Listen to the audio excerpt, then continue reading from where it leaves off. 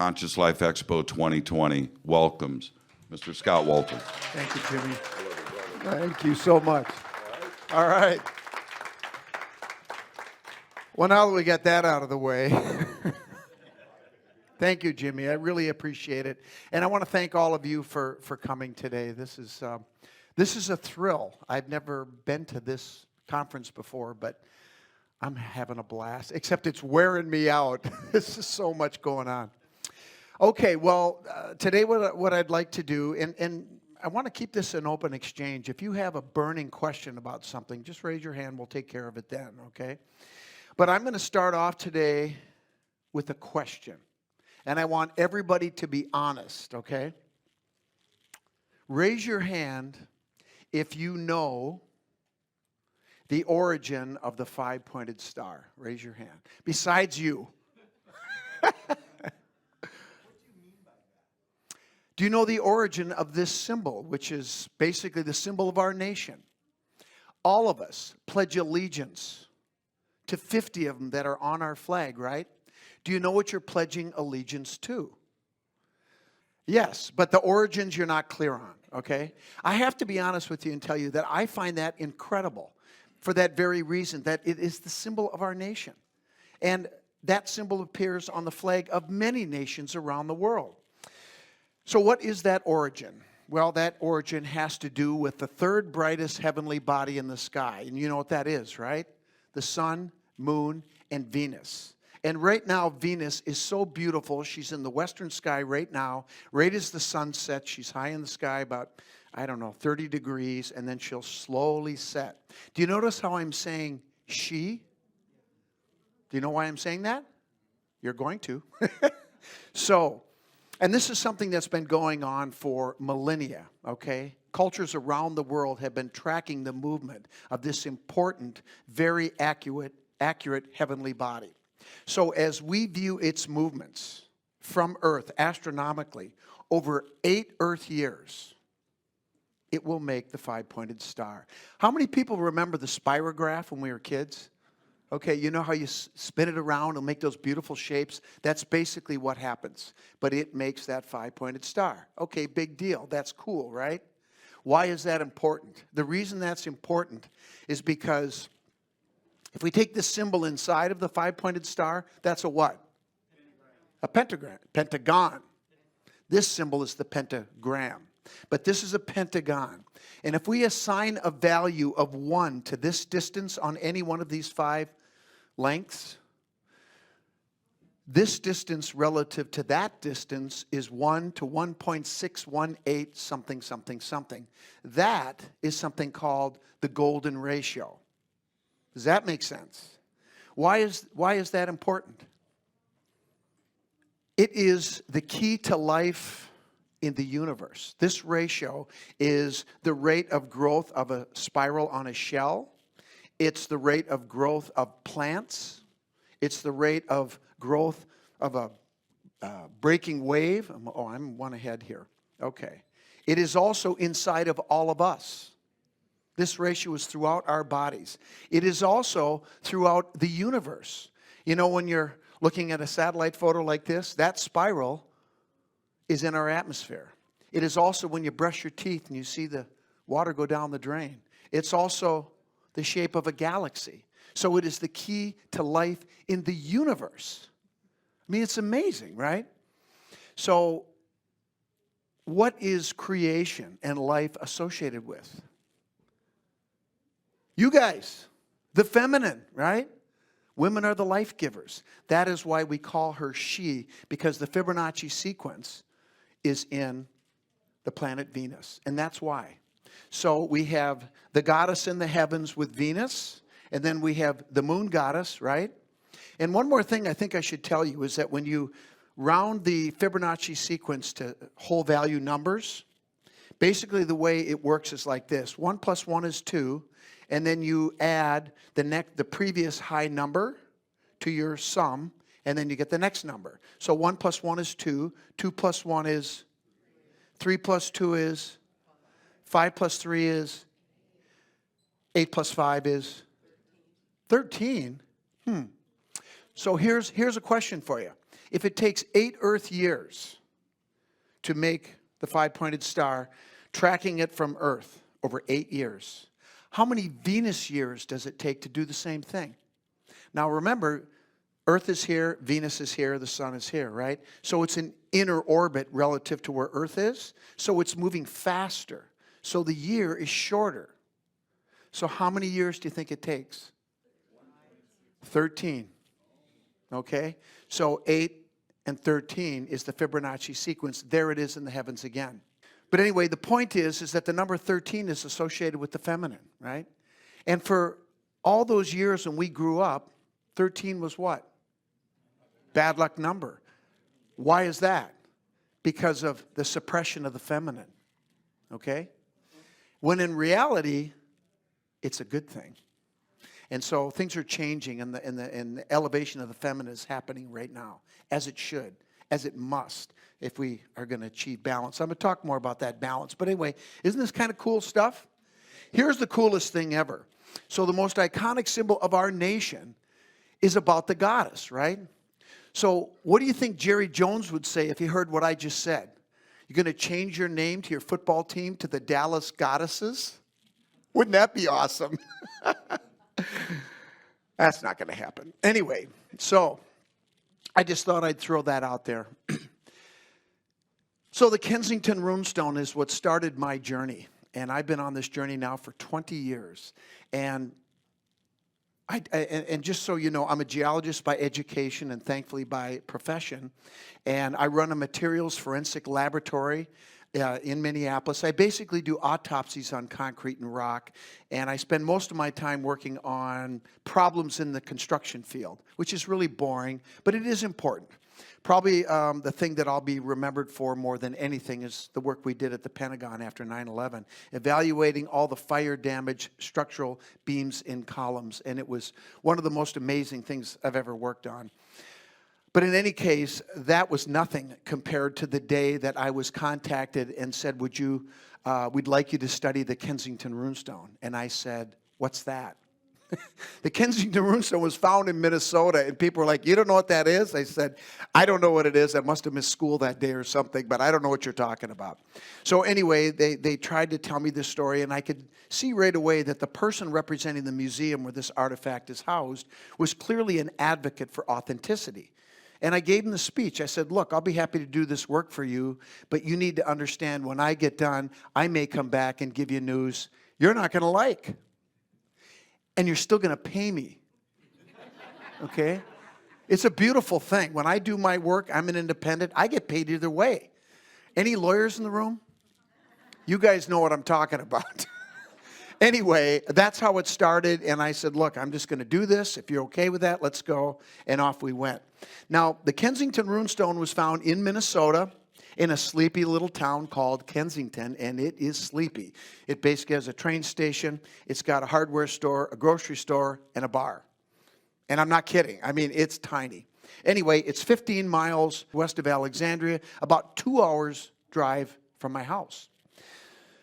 And in the fall of 1898, this guy right here standing in the middle, Olaf Oman, a Swedish immigrant, was clearing trees in preparation for farming. He was homesteading the property and working with two of his, at that spot right there, working with his 2 oldest sons. This is a painting that I had commissioned to illustrate the moment of discovery. And what he did is he cut off the roots around the base of the tree. He took a winch. He tipped the tree over. This was real smart because it pulled the stump up with it, right? I would have cut the tree off and spent the next 3 days digging out the stump. But these guys were pretty smart. But as the tree fell, the roots were still wrapped around the stone, and they pulled it out of the ground. And it was the younger son, Edward, who's pointing to the stone, that first noticed there was something carved on it. And it turns out it was a long inscription carved in Scandinavian runes. Now, this is the inscription right here. I'm going to read it to you because there is a discovery that I made recently that is pretty profound, at least in my opinion, that has to do with the inscription, and I want you just to hear it once, okay? 8 Gotalanders and 22 Northmen. 8 and 22 Northmen on this acquisition journey / taking up land. Can that be any more obvious? It's a land claim, right? from Vinland far to the west. We had a camp near 2 shelters, 1 day's journey north from this stone, from this spot right here where this rock is. After we were fishing one day. After we came home, found 10 men red from blood and death. Then we have 3 Latin letters, which is pretty unusual for a medieval Scandinavian runestone, AVM. AVM, what does that mean? Well, depending on your point of view, it might mean a prayer for the Virgin Mary, right? To other people, it might be a different Mary. Anyway. And then saved from evil. On the split side of the stone, on the side, it says there are 10 men by the inland sea to look after our ships. 14 days journey from this island, year 1362. Now, if you're a historian, you know that 1362 is 130 years after Columbus. You know that guy that didn't set foot on the continent, that already had millions of people living here? That guy? Anyway, so I wrote my report and I said, you know what? I did well, wait a sec. This is the picture I have to show you. See what this stone did to me? I used to have dark hair. It did. Anyway, so I did the analysis, and what I did was, they wanted me to try to figure out the relative age of the inscription. And so what I did was, I went to the East Coast to find tombstones that were old enough, and I compared the weathering of those tombstones. I took small chip samples with permission, because one of my professors got mad at me. He says, you can't go banging on tombstones. I said, I had permission. And you know what? If I'm dead laying there and there's a guy coming here to try to solve a question, take whatever you want, right? Anyway, so I did the weathering and I compared it. And I don't want to go into too much detail because I want to get to the fun stuff. But basically what I concluded was that by taking samples from the side of the stone, not in the inscription, I didn't damage the inscription, a very small chip sample, and basically I concluded that the weathering of the inscription was older than 200 years based on comparing the weathering of the tombstones, right? And that was from 1898, not when I did the experiment, because it hasn't been in a weathering environment since. So that pushes it back 200 years at least past Olaf Oman. And he was the one that everybody accused of carving it. So guess what? He couldn't have done it. And logic says it's either a late 19th century hoax or it's not, right? That's all you got. Well, if it isn't a hoax, it must be real. And that's what I wrote in my report. And I published it. And that's when the trouble started. Oh my God, I'm not even kidding. It was so bad. The personal insults, the attacks. And you know what was, and understand something, okay? As a scientist, if I write a paper, or I write a report, if I made a mistake, tell me. I need to know and I will fix it. Because I'm not perfect, hell no. But that's not what it was about. I didn't make a mistake. They just didn't like the answer. Well, tough hop. Life doesn't always go your way, right? And that's how I am with all my findings. I put people out of business with the test results based on a failure that might have happened on a construction project. So anyway, you know, I'm okay with taking criticism if it's legitimate. If it's not, then it's on. And so I just made my mind up and I said, okay, why aren't they accepting this? I thought they'd be happy, for crying out loud. So then what I did is I said, I'm going to get to the bottom of this. So I went to Sweden 5 times. And it turns out, here's another thing. If this is a genuine artifact, which it is, you know what that also means that logic demands? It's somebody carved it, right? They came from some place for some reason. And that's what I've been working on for the last 20 years. And I think I have it figured out. So in any scientific investigation, it doesn't matter what you're investigating, whether it's concrete or aliens or runestones, it doesn't matter. The process is the same. Facts first, interpretations, and then maybe you might be able to draw a conclusion. Maybe. But in this case, I followed the facts. And one of the things that I absolutely wanted to learn was about the runes, the dialect, the grammar, the dating, everything that was on that stone. And I know enough to be extremely dangerous. I'm not a runologist. I don't pretend to be something I'm not, but I learned a lot. And the funny part is such an obscure science.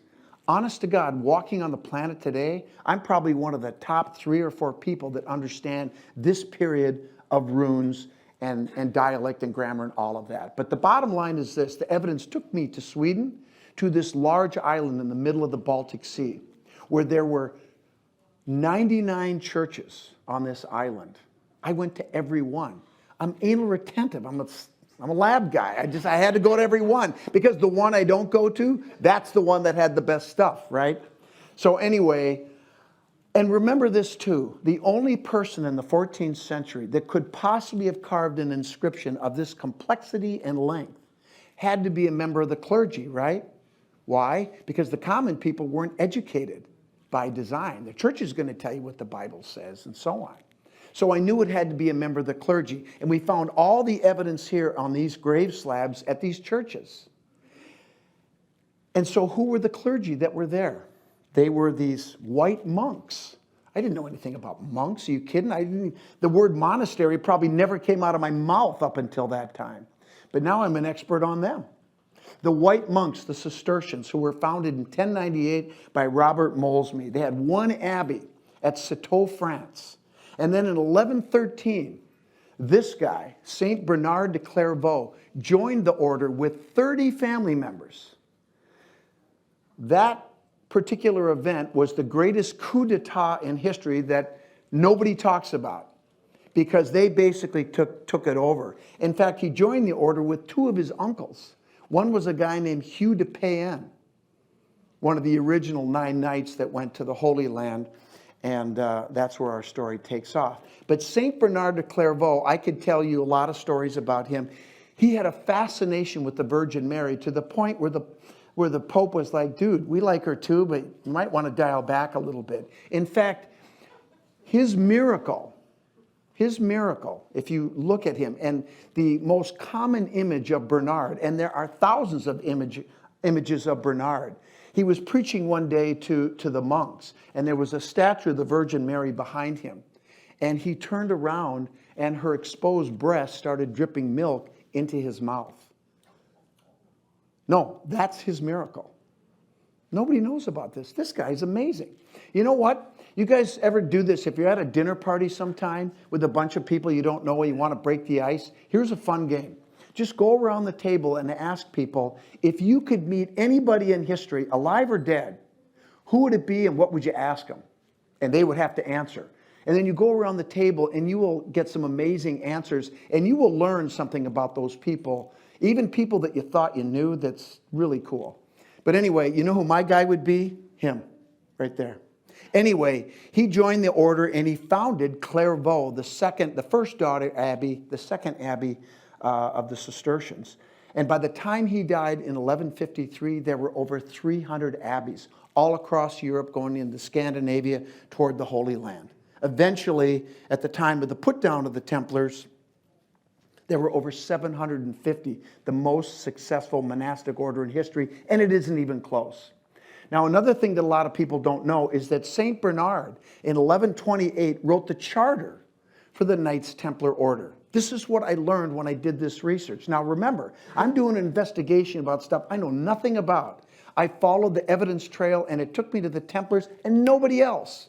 And it was the easiest evidence trail I think I've ever followed. It's like people go, oh, the Templars, isn't that convenient? Ooh, Da Vinci Code, all that. I go, shut up. I follow the evidence. That's where it goes.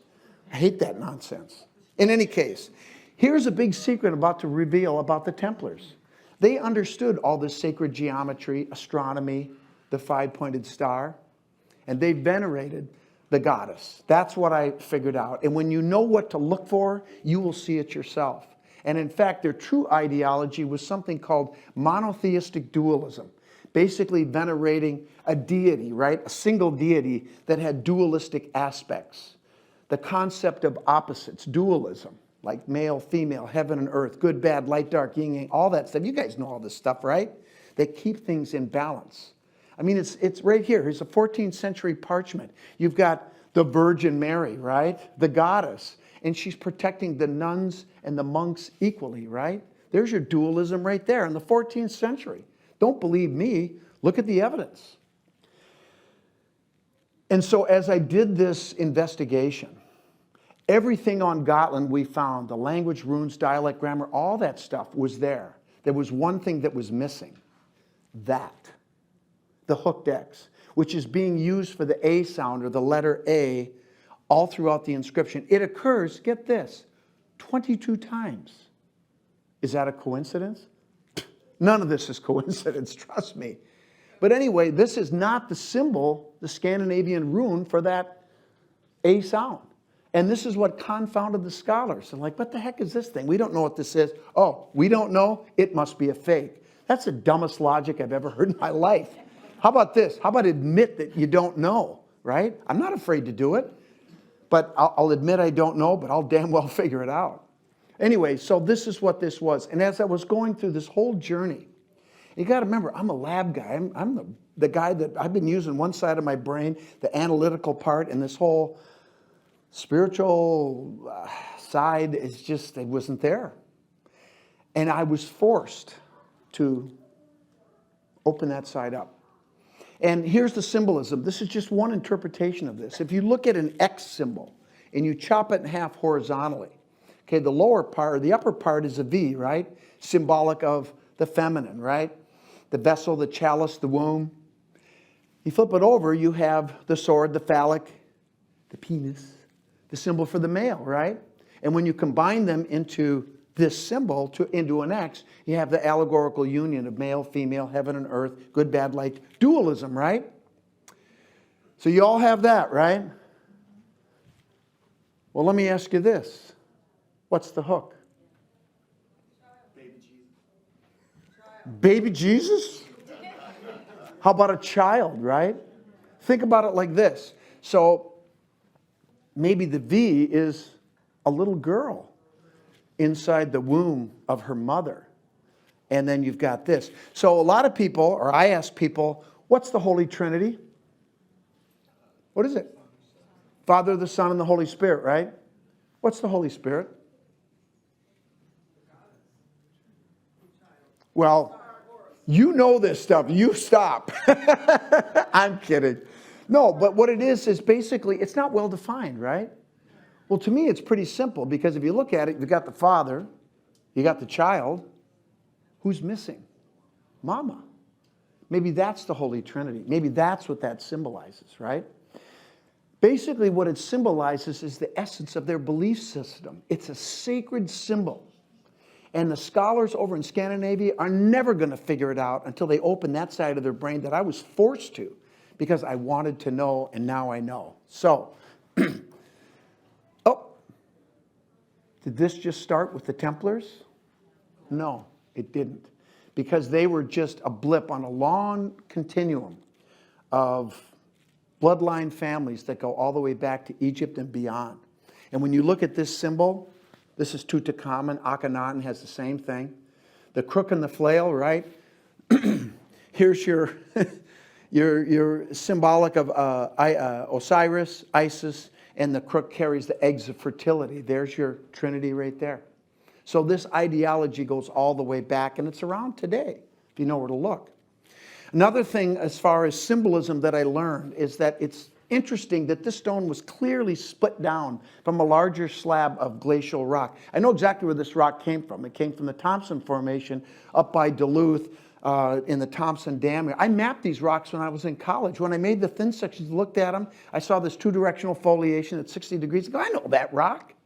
It's a Minnesota rock. So whoever came here found a large slab, and they split it down. Then they carved the inscription and buried it as a land claim. Here's something that's interesting, though. It's almost a perfect 2-to-1 ratio. And within the 2-to-1 ratio, what we call in Freemasonry an oblong square. This is the basis for all of sacred geometry right here. You've got 2 squares, 2 triangles here, and it just goes on and on and on. That's a piece of evidence that I'm the first person to point out. And believe me, I'm not saying this because I think I'm special. It's because I knew it was real. I trust rocks. I don't trust some people. The rock told me it was real. So there has to be an explanation for everything, and there is. All right, so now I'm going to tell you about the final piece. And I got to set this up a little bit because I understand all the arguments that the scholars have made against this stone, but they just don't make any sense. And the bottom line is basically what they've been trying to do is tell the Kensington runestone what it's supposed to be instead of letting the stone tell them what it is. And I hear these guys talking about scientific method this, and we did the science, and they screwed it up from the get-go because they did not follow proper scientific method. For one reason is they're not trained to do it. So stop talking about it, guys. Instead of talking, listen. And I can help you. I'll help you. But they don't want to. Now there's one more thing. The final piece to the stone came when I became a Freemason. And I don't want to go into this too much, but I will tell you one thing. Up until I was in my early 50s, I had all the answers. You guys remember those days, right? We all did. But it wasn't until I got to that point that I realized that I don't know everything. And you cannot be truly initiated and enlightened until you take that step within you and say, you know what? I don't know it all. And then you are ready to receive, truly ready to receive. And that finally happened when I was in my 50s. So I just want to explain briefly, when you become a Freemason, you go through something called the Blue Lodge, which is the first 3 degrees. And in the end, you are initiated, you are raised, and you're a brother, and it's all good. You are a Freemason, and you're done if you want to be. However, if you would like to seek additional light, there are avenues that you can pursue. One is called the Scottish Rite, which builds off of the Blue Lodge. So there's 29 additional degrees, and when you start your Scottish Rite journey, you start at the 4th degree. And then on you go. I'm a 32nd degree. I've done all those degrees, and they're amazing. There's also what we call the York Rite branch, which again builds off of the Blue Lodge, and that is 10 additional degrees for a total of how many? Coincidence? I think not. And basically the brothers, most of the brothers, they don't get that. You guys already know more than a lot of the brothers that are York Rite Masons know. They don't get the significance of 13 because they haven't been taught it. Just like everybody, every time I ask that question about the 5-pointed star, nobody raises their hand because they just haven't been told. They haven't been enlightened because it's been veiled. The goddess has been pushed into the shadows, but she's emerging. So anyway, we go through this. Now the York Rite is basically made up of 3 parts. The Royal Arch, the Cryptic Council, and then the chivalric degrees, or at the very end, when you go through this, you are knighted as a Templar, and I have done that as well. But within these middle degrees of the Cryptic Council, I can use this too. Something amazing happened in this degree right here. It's called the Select Master. And I can't tell you too much, but I have to tell you enough so you understand what happened. Basically, in this degree, and most of our degrees take place during a particular time in biblical history. And at this point, it was at the time of the completion of the first temple. And the triangle is, each side of this triangle represents 3 people, the 3 grand masters. King Solomon, Hiram Abiff, who was the master architect that oversaw construction of the temple, and Hiram, king of Tyre, which is Lebanon, where all the supplies came and the workers came to build the temple. And one of the things that happens in our degrees, which are made up of part theatrical performance and part lecture, is we learn about what is in and on the Ark of the Covenant. Can't tell you, but that's what we learn. And the other thing that happens is, in the degree, the 3 grand masters decide that they are going to build a secret vault under the Sanctum Sanctorum, where all of the holy treasures are, right? And they're going to put a copy of all the true treasures in this secret vault that is 9 levels below the Sanctum Sanctorum. And so we learn about that. But then when the lecture part comes at the end with the white hat, the 33rd degree, and if you even talk about it, you won't get it, so I'm not going to talk about it. And I remember he said this. He said, and the other 8 arches were built by 22 men from Gebel. And I went, 8 and 22? Those are the first 2 numbers in the Kensington runestone. And I didn't hear another thing after that. And as soon as the ritual was over, I go over to my Masonic mentor. I said, John, do you have the ritual book for this? He said, yeah. I said, give me that. And I started going through it, and holy crap, watch this. So, 8 and 22.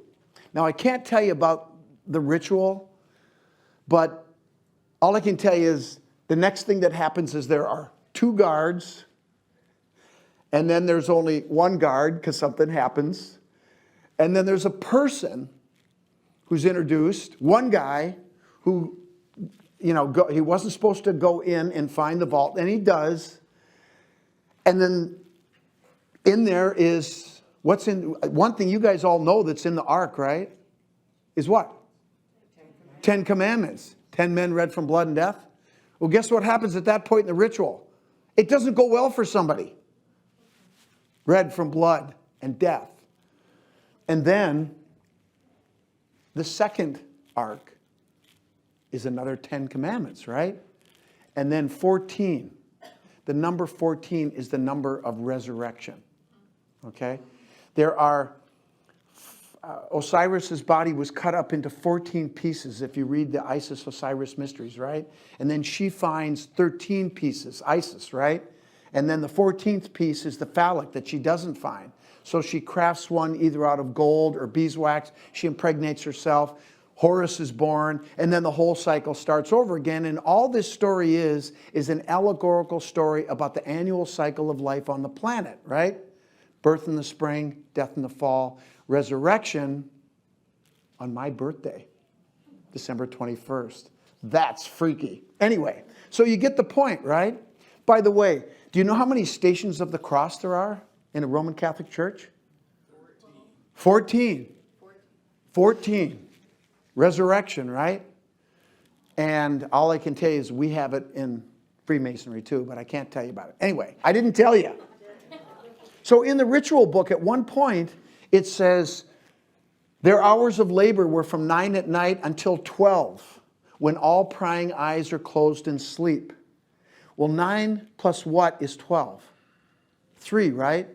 Is it a coincidence there are 9 lines of text on the front and 3 on the side? So then,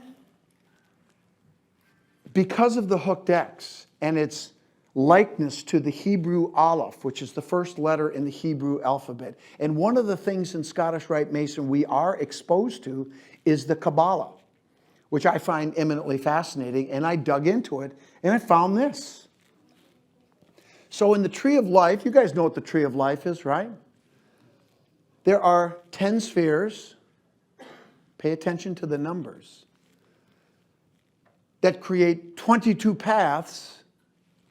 There are 3 columns, and there's stuff up on the runestone I have not told you about. The number 3 is significant. The three is all through Freemasonry. It's very important. The Trinity. Oh yeah, we talked about that. For a total of 32 emanations of deity. However, there is a hidden 11th sphere that creates the hidden 33rd if you reach that level, right? I find this interesting. On the runestone, the first 2 numbers are 8 plus 22 is what? What number? 30. Plus 2 shelters. 1 day's journey north. Another coincidence? This is too many. Sorry, this is not a coincidence. So what it tells you is that this monk was initiated, that carved the stone. No question about it. In the Enochian mysteries, he understood that. And the secret vault and the 9 arches, which runs all through the Templars and the mystery over here. Just know that. So, what does this all mean? And why are we here? Why are you all here at this conference? We're all trying to figure out those big questions in life, right? We're trying to find, what happens after I die? Is there a God? I mean, why am I here? All these things. At the end of the day, what does it result? The net result is it's all about you, right? It all comes back to you. And 2 words, know thyself, right? That's at the end, that's what Freemasonry is all about. So I thought about that, and I started doing some research, and you might know this, you might not. Do you know how many vertebrae we have in our bodies? Most people do, not everybody. 32. Well, if we're talking about the Kabbalah, and this being part of the origin of that, then there's a 33rd, right? What's that? It's your head. So let me ask you this. Do you know how many bones are in the human skull? You're going to like this. There are 8 here in your cranium and 14 in your face for a total of what? 22. I think we know where this all started. Right here. It's cool. Okay, so now I'm enlightened. I'm digging all this stuff, right? So now I'm going to tell you a story about a secret document that we are now just introducing to the world. Now that you have a little background to appreciate this even better. This document basically came forward through these 2 guys. But anyway, Don is a really cool guy, and all I can tell you is he and this guy, Bill Jackson. Bill is the one that bought the document back in 1971. These 2 guys were best friends who worked for an agency that basically does things with our government that we never hear about. And it is so James Bond-like stuff. I'm reading about their missions, and I'm trying to talk to Don. Bill died in 2000. And these are the only 2 known photos that I could find. This came from a video, and he doesn't have a mustache, so that's a disguise. I'm telling you, the stuff these guys did, you wouldn't even believe. And it has to do with taking care of business, like I said, that we don't hear about. But because of the world that they dwelled in, that's part of the reason he got access and was able to buy this document. And I'll just leave it at that. So, the story's crazy. They were doing espionage. They were spies. They were breaking up pedophile rings, and they would just go eliminate these people. That's what they did. And they would deal with really crazy stuff and really bad stuff. But they would take care of it. These guys are unsung heroes in my mind that take care of bad people that we don't even know are there, and we don't even know they're gone. And they take care of it, and nobody knows what they've done. They do this, they get paid, and they don't get any credit. And they don't want credit.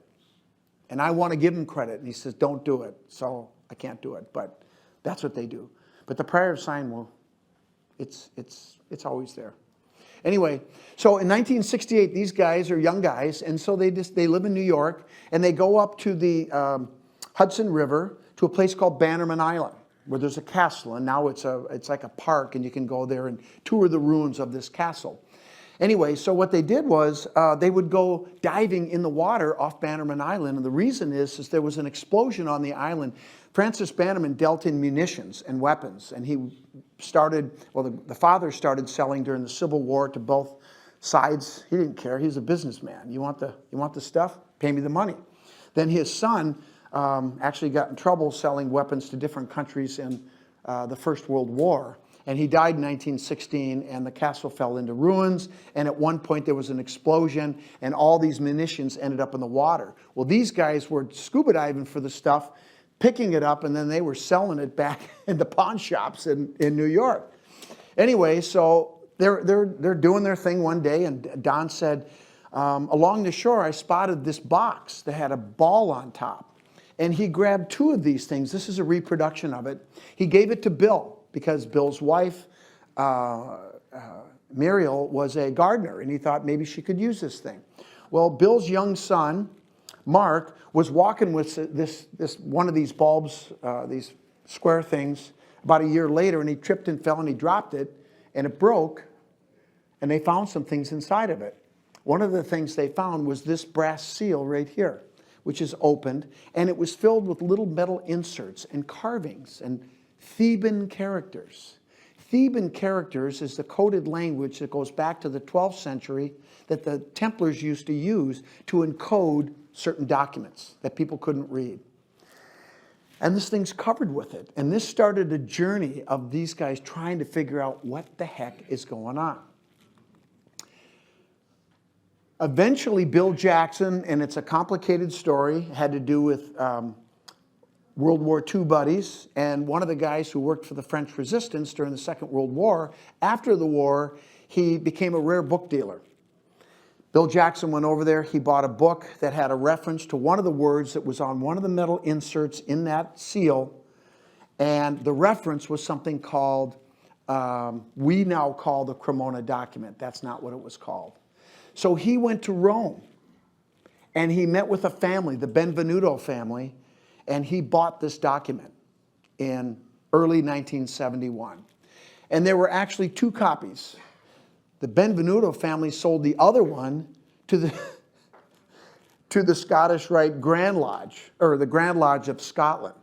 They could not decipher. It's all in Theban. These are Theban characters right here. Here's the Theban alphabet. It's a one-to-one substitution. But the problem is, if you don't have the key phrase, the cipher code, to see where you put things in order, you can't decipher it.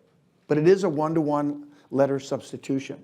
And there's a long story behind this page, which we have, the original page. Now remember, this is a 12th century story I'm about to tell you, but this is not a 12th century document. This is a copy of a copy of a copy, probably. We don't know how many generations. We do know that this was copied after 1856 because some of the treasure maps were written on the back of illustration pages in the books, because on the back of illustration pages in 1800 era books are blank, right, on the back side. But these, we have the images and we figured out which book it was. So this is probably 1860s, but we're talking about 12th century information. Everybody clear on that? It's important to understand that. So the second copy donated, they couldn't figure it out, so they sold it. Anyway, Bill spent 2 years translating this, and the first part of the document is written it's in Theban, encoded from 3 different languages, and then once you do the cipher phrase, you can figure it out. It's like 2 layers of embedded codes to protect people from knowing what this stuff is, and you'll understand why shortly. Barry Fell, have any of you heard of Barry Fell? He's probably he's probably the most famous person in the history of alternative history. He wrote a book in 1976 called America BC. And he was the first academic to come out and say, there were a lot of people coming here before Chris. And it was very brave. He received a lot of criticism, but it was really a big step. He was approached by Bill Jackson, and he read this. Once the document was deciphered, he was so excited about it, he wanted to publish it in this book, and he wouldn't give it back to Bill. Not a good idea. Bill got it back. That's another story. Anyway, the first part of the document, so here's what happened. So Bill got, eventually he was a doctor, and he had diagnosed himself with arterial sclerosis. He knew he was dying. So he wrote a 13-page narrative. 13 pages? And it's amazing. That's all I'll tell you. But anyway, so let's just go back. This is the title page. And this is in Latin, "The truth will set you free." Here is the table of subjects, all in Theban. And you'll find this quite interesting. These are the first 2 pages, says table of subjects. The first document that's referenced in here, the Gospel of Mary, Magdalene. You know that one that didn't make it in? Or one of the ones that didn't make it in? And that's right here. The next 3 are the Gospels of Matthew, Mark, and John. The next thing here it talks about is the voyage of 1178 mastered subtly. Just hold that thought. And then these 2 things, oh, by the way, right there, hooked X's. My hooked X. And what have I been saying for all these years? It's connected to the Templars. And then this shows up. Is somebody punking me or what? No, it's real. And that proves that we are right about what this is. Anyway, these 2 documents, the Black Enchantment, I don't know what that is. And I don't know what that is either. the picture of the objects in the tunnel. Sounds good though, doesn't it? Now remember, this document is a compilation of documents. It's not just one continuous thing, and you'll see what I mean by that in a sec. All right. So, what happens in the first part is there are 6 knights who are in Jerusalem. It's not dated, but we know it's somewhere between 1110 and 1118. Jerusalem has been captured. The Templars are controlling the Temple Mount. And these guys go in under the south wall. They didn't go under the Dome of the Rock, which everybody thinks. And they find their way down to a secret chamber, a ritual chamber, which I can't tell you about. I don't have time. That's where they found the treasure. This narrative tells us exactly what the treasure was the Templars found. This is what everybody's been wondering, right? You're going to know right now. So, at the 4 corners of a squared floor defined by a marble stone set in a form forming an oblong square, 2-to-1 ratio, right? The secret to sacred geometry. Rests 4 limestone boxes. They are called bone boxes, and the Ivri, 1st century Hebrew, buried the bones of their dead in them, and there are locali behind each one, but no bodies are within. So you guys understand what the ossuary culture was, right? In the 1st century, the Essene, Jesus and his people, had a very unique burial practice. And basically what they would do is they had underground tombs that were made up of 2 rooms. The first room was open to the south, to the world. It was open, right? And you could walk right in, and it was flat. And this is where they would perform rituals. And only the family could process the body of the deceased. So they would bring the body in, they would prepare it, they would wash it, anoint it with perfumes and oils, then wrap it in a shroud. Then they would bring it through a small doorway into the second room, which was the burial chamber that had tunnels, locali, going off the main body of the chamber.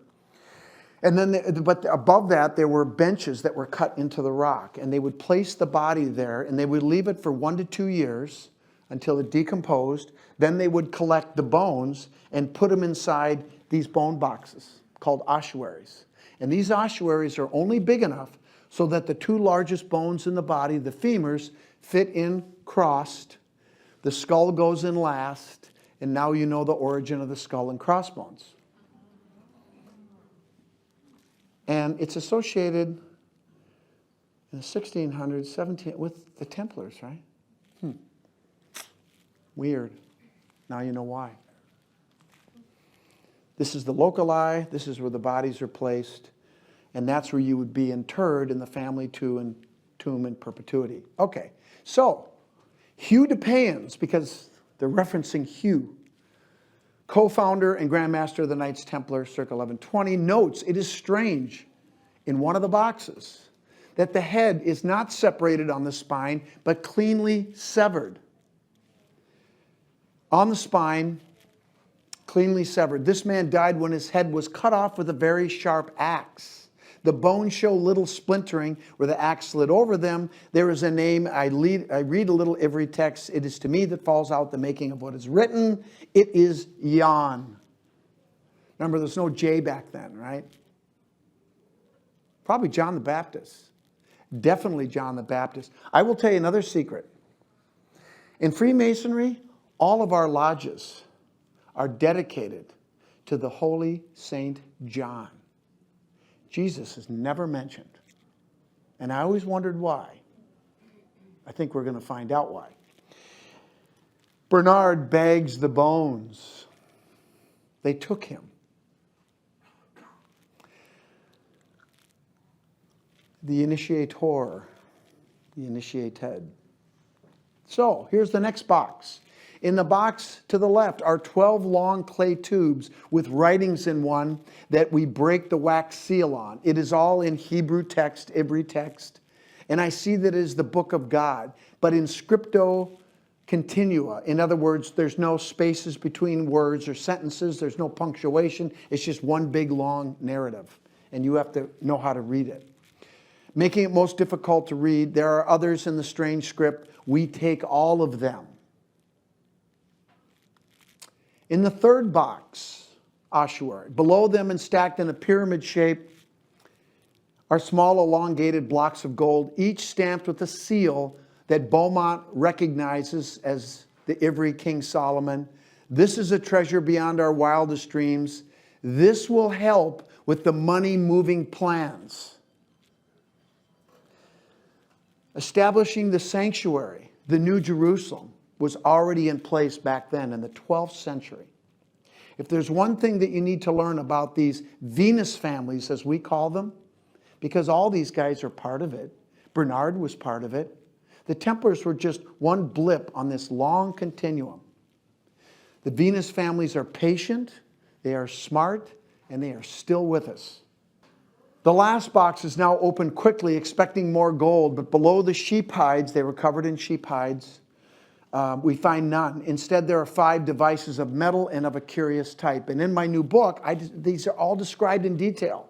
And it's to such a level of detail that Bill Jackson and Don and the guys in the Spartan group, they actually made these instruments, and they worked. 2 of them were for building, 2 were navigation devices, 1 tracking the movement of Venus, because her movements are so accurate, and the 5th was a cryptex for deciphering script. So, that's the treasure. So the next part of the document has to do with the scrolls, because in those scrolls, it talked about other first century scrolls that were brought over here to the land of Onteora. That's what they called North America, to hide those scrolls in the first century. And then 6 decades later, a Templar group was established, led by Sir Ralph de Sutterley, to come over here to get those scrolls at a place called the Temple of the Goddess.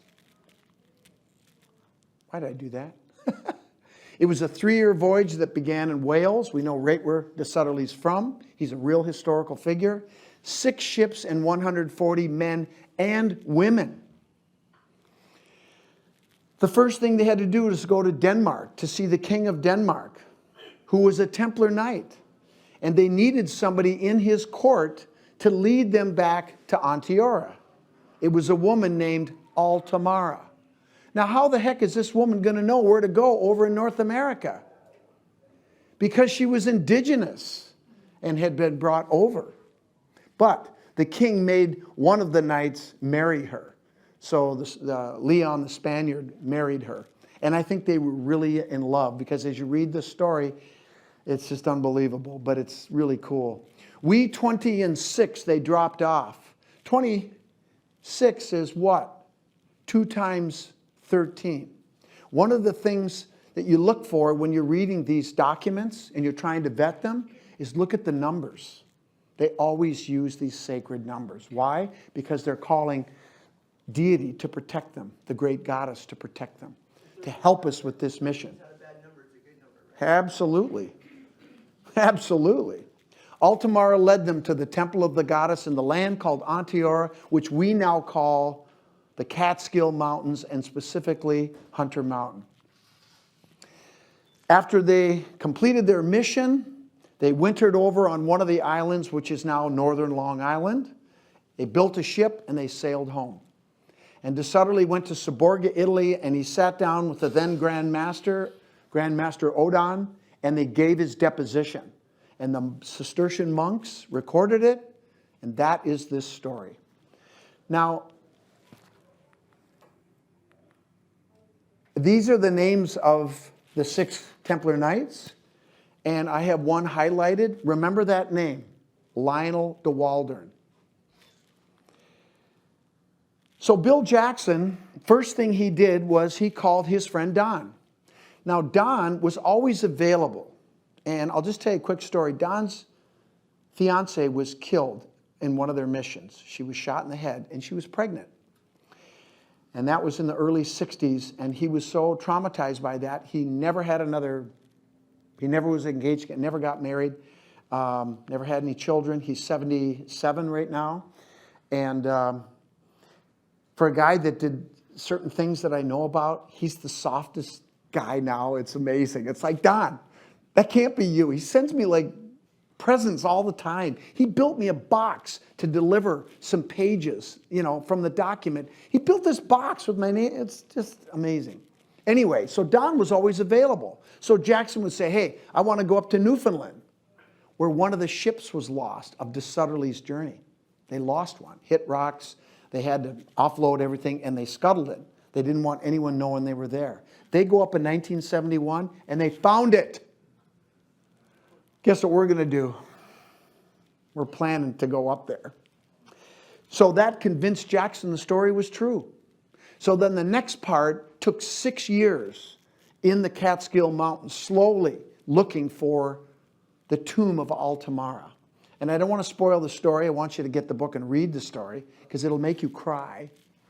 But eventually there was a battle between some of the warring tribes and the people of the mountain, of the temple of the goddess, which was run by women. And Altamara was killed. They burned her body. They put it in a rectangular box, and they buried it inside of a small cave right here. And I've got more pictures, but I don't show them because I don't want people to go up there.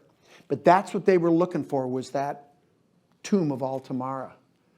And on October 11th of 1977, they found it. And inside were offerings, really cool things that were left, including this right here, which is an 11-karat rough diamond, uncut, that was inside this little urn here, that was inside that box, which was inside that box. There's a whole bunch of stuff you can read about. But then what they did is they resealed it, they put her back in the tomb, and then they left. And then the story was over. And Don still didn't know what was going on. He was there on the mountain when they found this. Anyway, so Jackson decided that he was going to write a book about this in the 70s. But what happened is he had such a bad experience with the academics, including, sadly, Barry Fell. He became disillusioned. He said, screw it, I'm going to write a novel about this. So he started writing the novel, and he came up with a bunch of stuff, and some of that stuff is now on the Oak Island show. And it's fiction. And it's a long story. I'm not going to get into it, but what happened is Bill he was diagnosed with arteriosclerosis when he was into this book, and then he just gave up. And then he sold the document to the Vatican.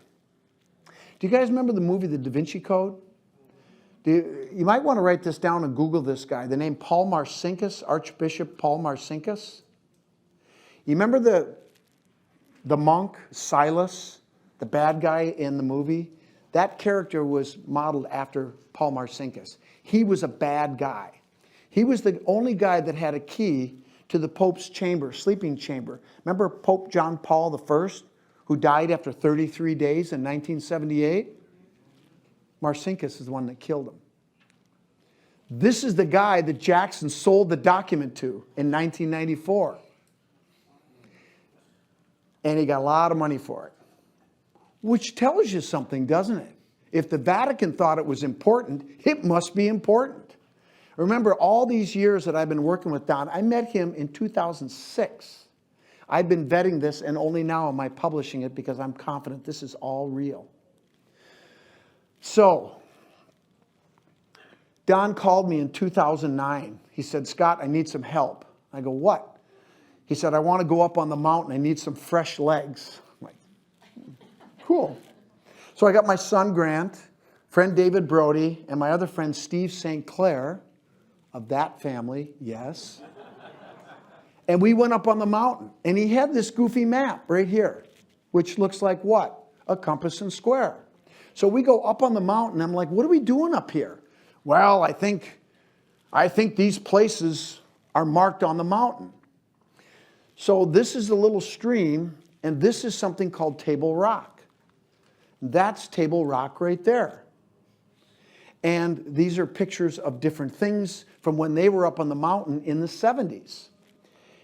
And so one of the things that's talked about in the Cremona document is a large stone in a ravine, right in the ravine where we are on Hunter, had a particular shape, reminded me of a grave. And this is that stone. That's my son, Grant. So that's how they knew where they were when they found that stone. So as we were going up the mountain, found this, a delta carving. The delta is a symbol of deity. That's a pretty good start. And that is, remember the square? It's at the bottom where the two arms go like this. That's that point.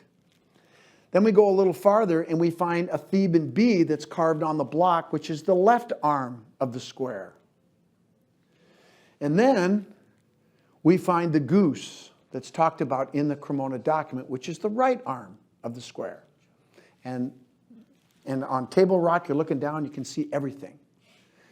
It's steep, and it's dangerous. That's why he wanted us to go with him. Anyway, he was pretty excited when we found that. I'll never forget that. I go, Don, smile. So, what do we do now? He said, there's something up here.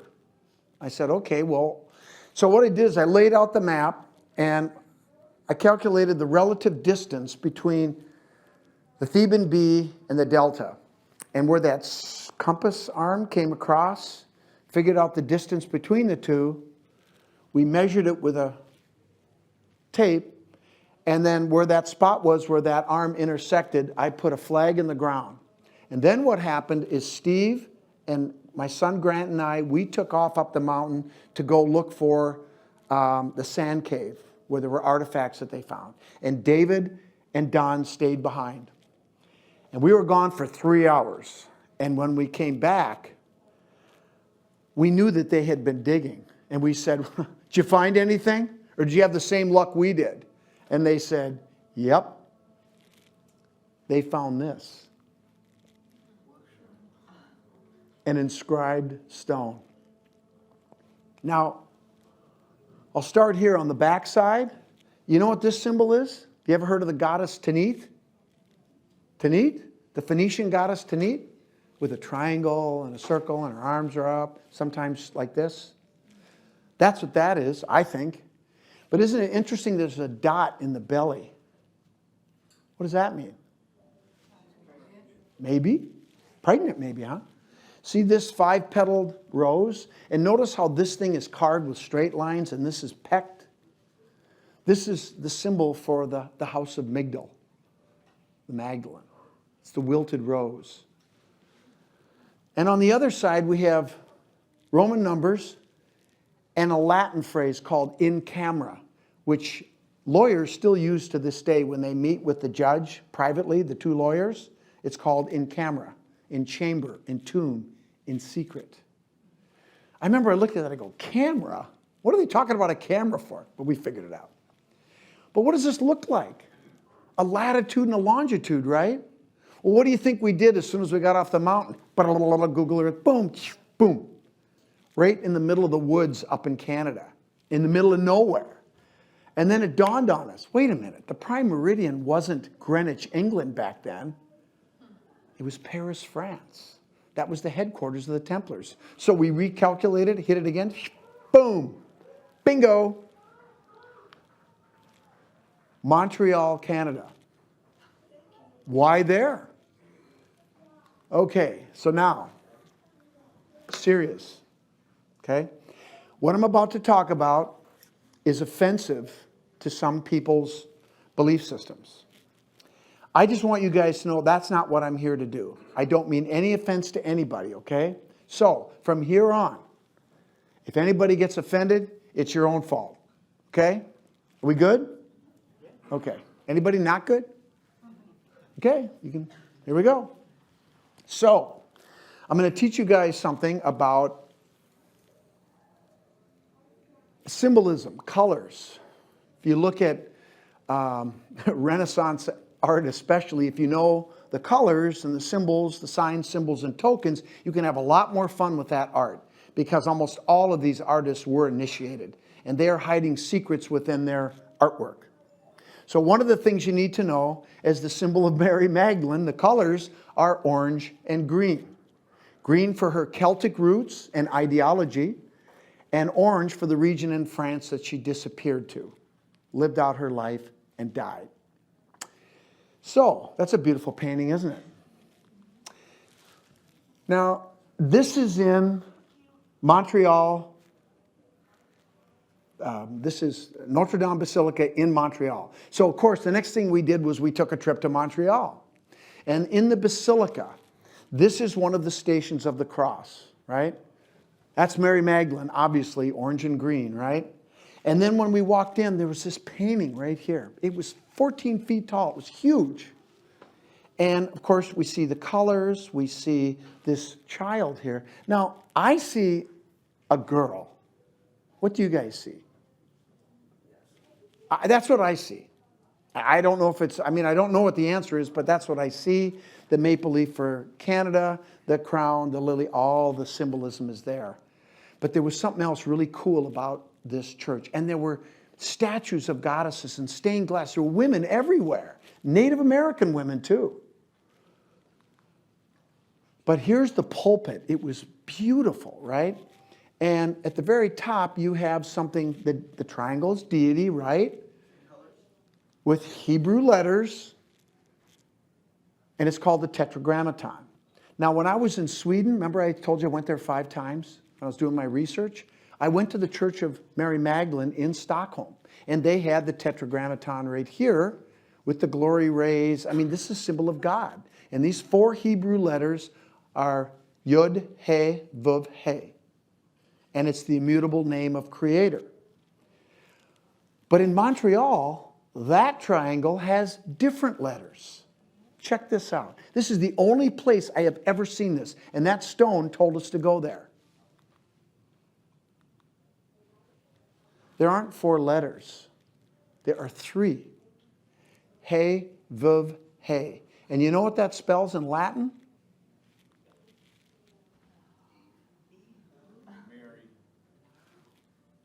Just saying. There it is. That's crazy cool.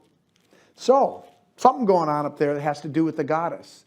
Let's get back to the Cremona document.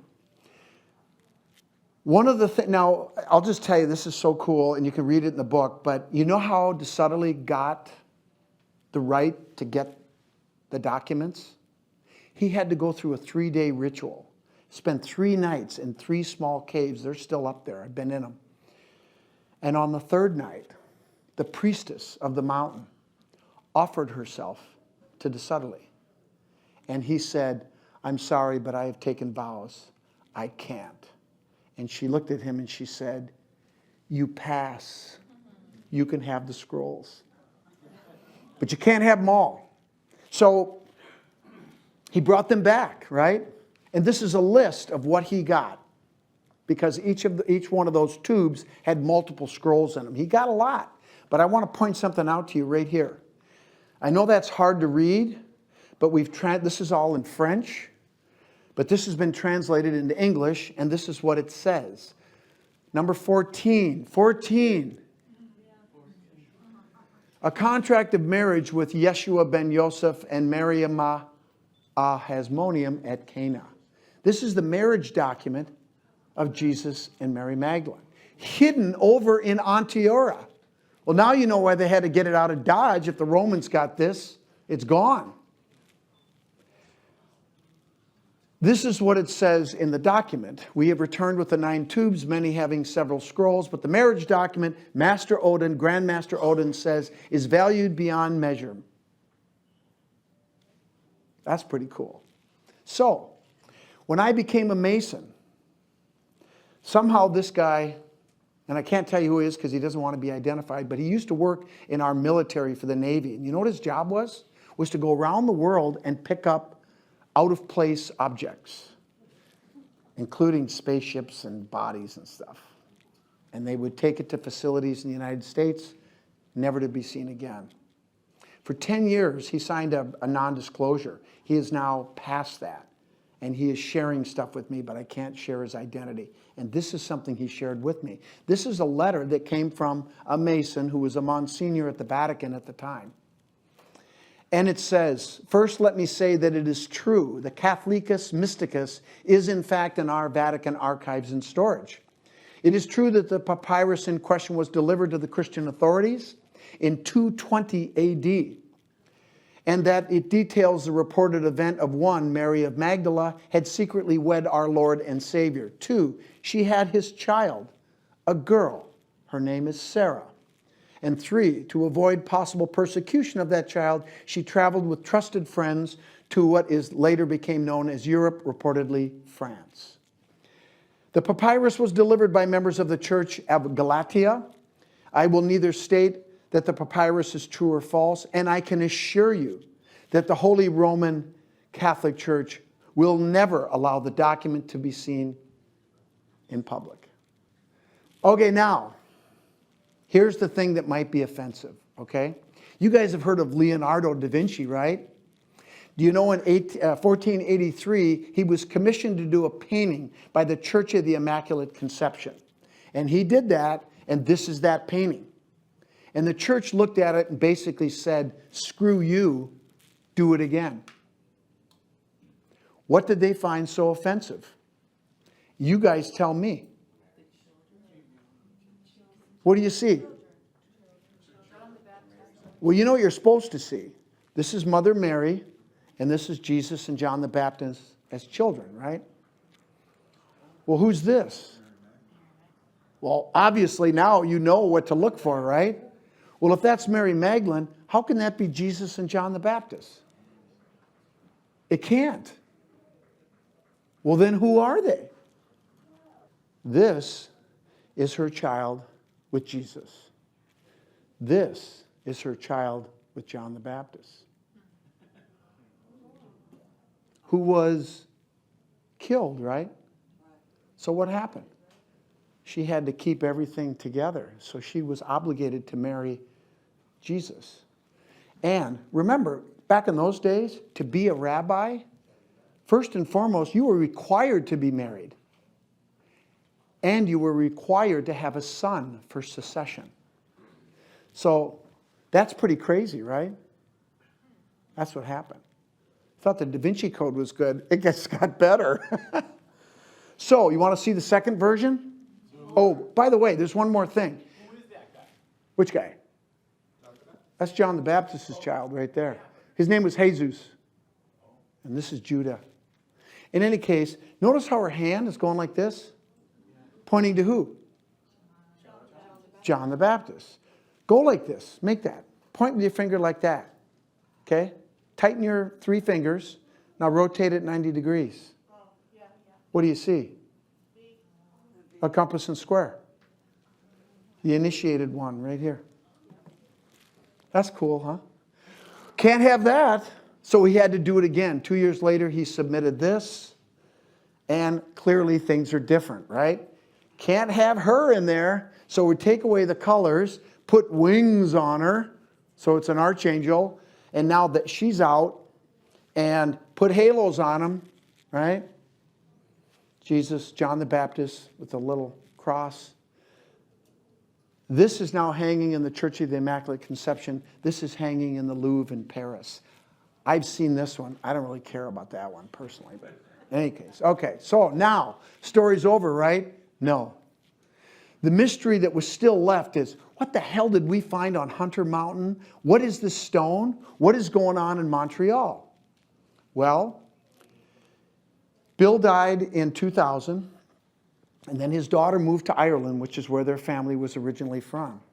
And 3 years ago, she moved to Scotland to be with her brother Mark, the one that dropped this and started the whole thing. And as she was going through her stuff, she found some things from her father.